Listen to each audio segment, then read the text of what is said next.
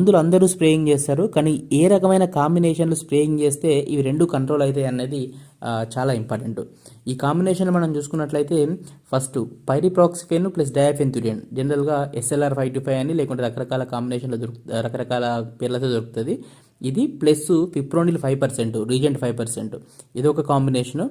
Second చూసుకున్నట్టయితే డయాఫెన్థ్యూరియన్ అంటే ఈ పెగాసిస్ ప్లస్ ఫిప్రోనిల్ 80% జంప్ కాంబినేషన్లో స్ప్రేయింగ్ చేసుకోవాలి.